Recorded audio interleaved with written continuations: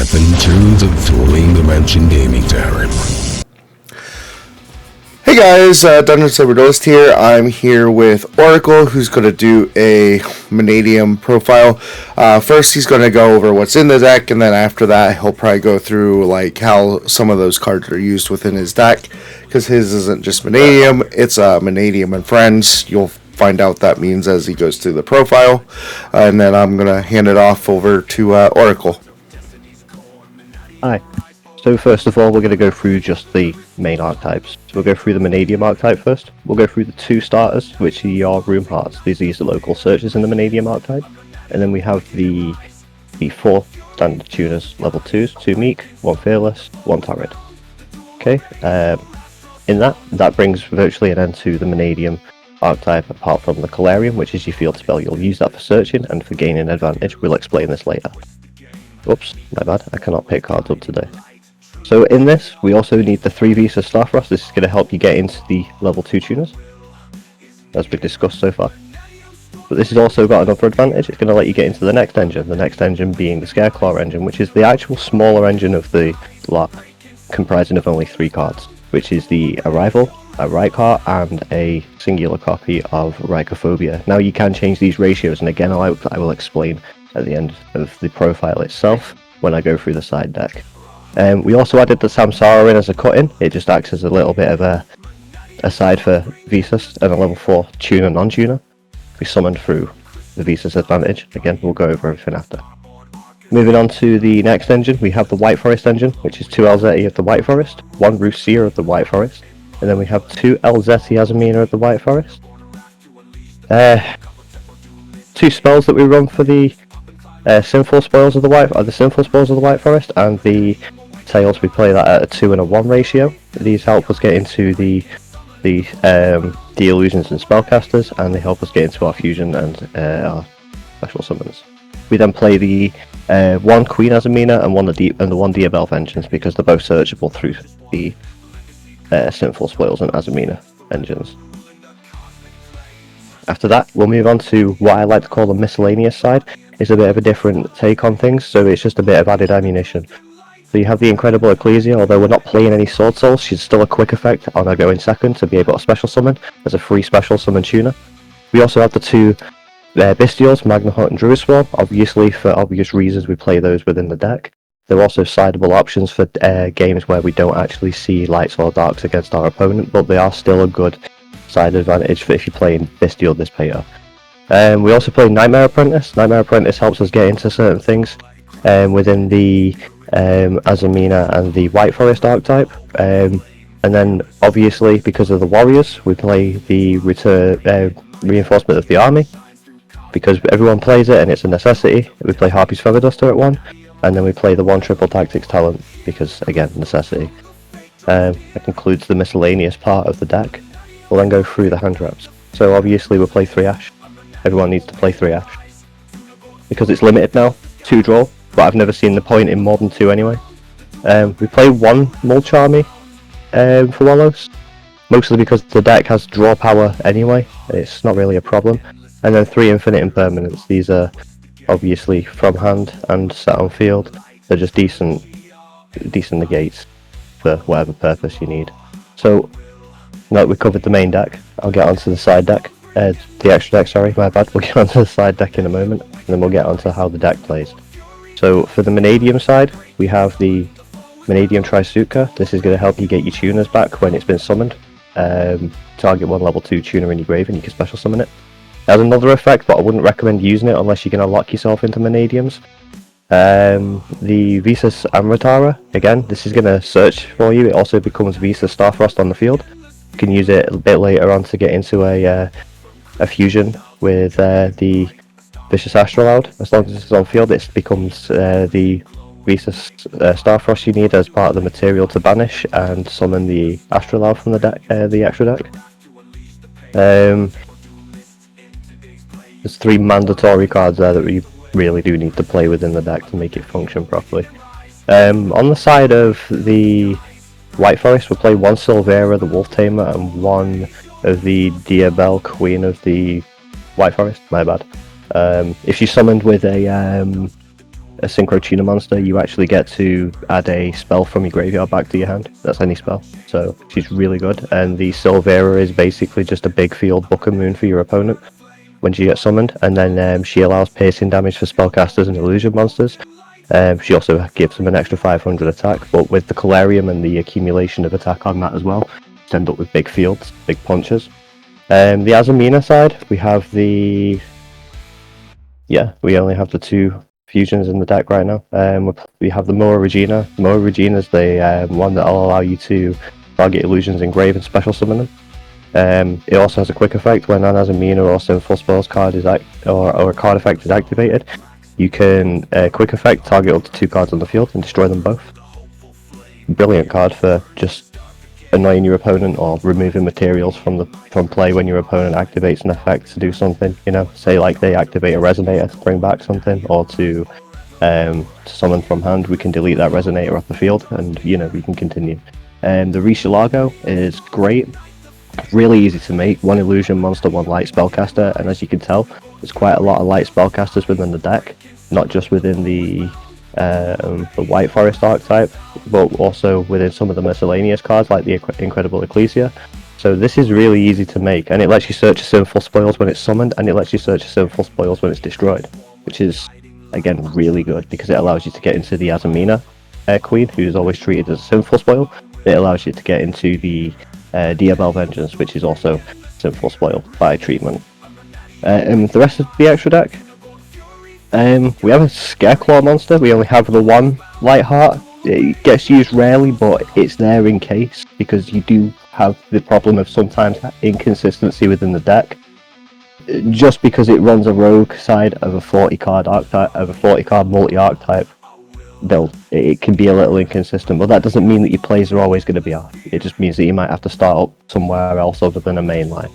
Cross Sheep's a necessity within this, mostly because you can synchro and fusion, so having a synchro and a fusion underneath it at the same time, activating this effect, you'll be able to get you a level 4 or lower back from the grave, which will probably be a tuner, to be able to then synchro off into a 12. And you'll also be able to gain an extra 700 attack on the field for all monsters you control because of the synchro it points to. And you can get both effects off at the same time, because it points to both types at the same time. So if you have a synchro previously here, you summon Cross Sheep, and then you do your fusion into Astrolaud. Astrolaud's going to get you the extra special summon through Cross Sheep. It's going to get you a pop, and then if you were smart and made a Changying, which we'll cover now, Changying's brilliant because again, this deck works off a lot of banishing as well, from yourself and from your opponent, so it gains attack and it also helps weaken your opponent's attack. Same with what the Scareclaw stuff does. I've seen this in a lot of Mannadium builds, so I'll be surprised to not see it in a Mannadium build. Coral Dragon. Coral Dragon's great as I say, a synchro tuner. You can pop it, get the draw, Colarium, bring it back.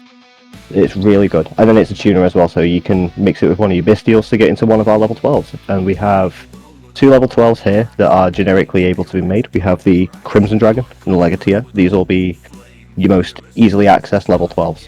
You want to go Centaurian Legateer if you can, and if you have the extra play into Crimson Dragon, you'll get the draw off Legateer, and you'll get the pop off Legateer on her summon, and then Crimson Dragon, obviously, she'll be able to target the Legateer, switch it out, and you'll be able to go into something like Sifa. Now Sifa's great because it provides the protection of all monsters on the field from being from all cards on the field on your side, from being destroyed once by spells, traps, and or battle. It also has a negate, and then it can destroy 1 card on the field. It's really a good utility to have. To easily access level 12s into a Stardust Dragon, Sifa, and then you have the Bystial Dissipator, which is your level 10, which you can get out from Changying and the use of the Crimson Dragon. The Dissipator is just going to be able to bring back materials. It gets you a negate, it gets you a pop.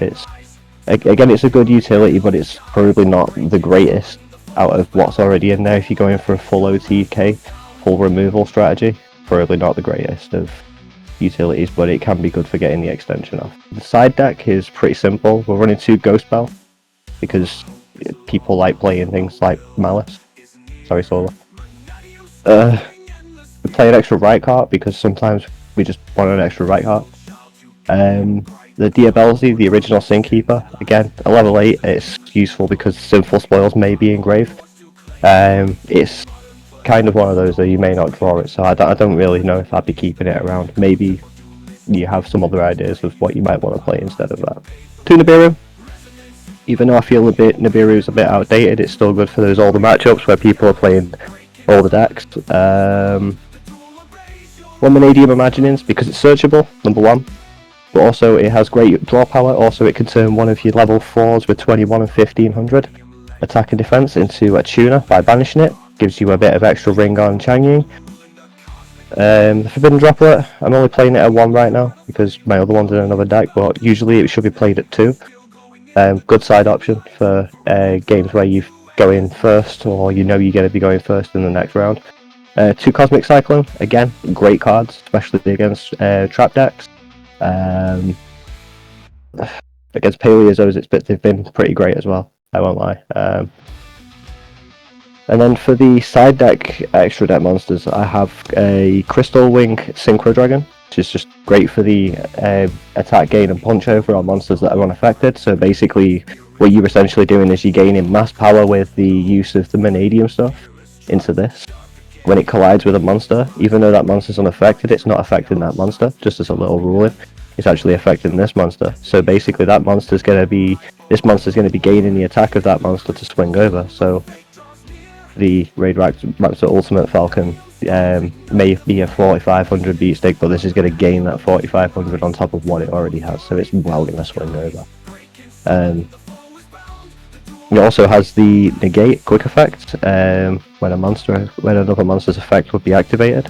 You can negate it and gain its attack. Then we have 2 fusions, just in case we decide to play a bit more Azumina ways. In the extra deck we have the San Azumina and the Azumina. So we can use San Azumina to be able to directly go into Azumina as a contact fusion. It's really good. The only thing I'd stress is that the material cost is quite high, so unless you've got a way of being able to put out a consistent board of material for them both, they're not really worth playing. The last card on this list is the Nightmare Unicorn. The Unicorn is, I'd say it was a staple at one point in the deck, but I'd say that now it's not exactly the best staple, but it is a very, very good side option. Again, monsters that can't be destroyed by card effect or battle, Unicorn's perfect for removing them.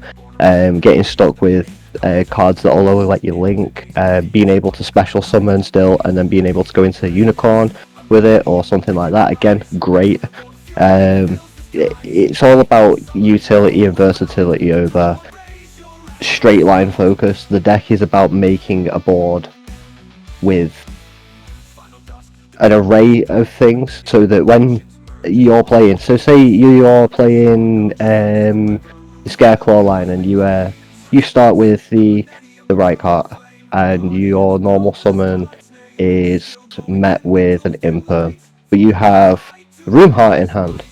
Because of the 15 and 21, the quick effect for Room Heart will pop the right card and special summon the Room Heart. This will then still give you the effect of the right card, so it still has a decent utility within itself. We also have the fact that it works very well with the synchro aspect through the LZE Azumina.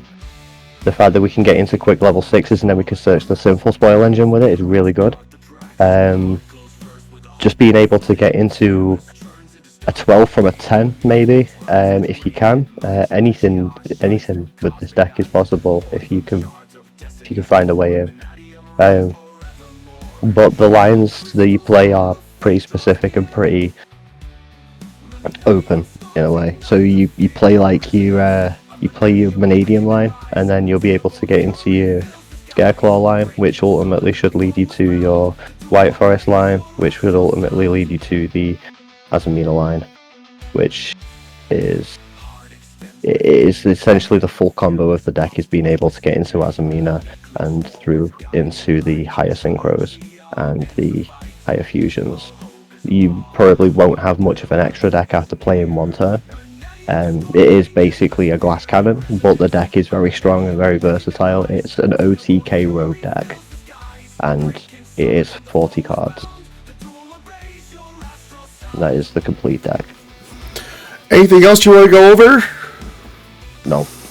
Alright, so if you guys have any questions, you can always drop it in the comments below, or you can join the Discord link, which is in our description. Hop into the server. You can talk to Oracle when he's around with any questions about the deck at that point. And then in order to support us, just like and subscribe. Helps out the channel. Have a good one, guys. Peace.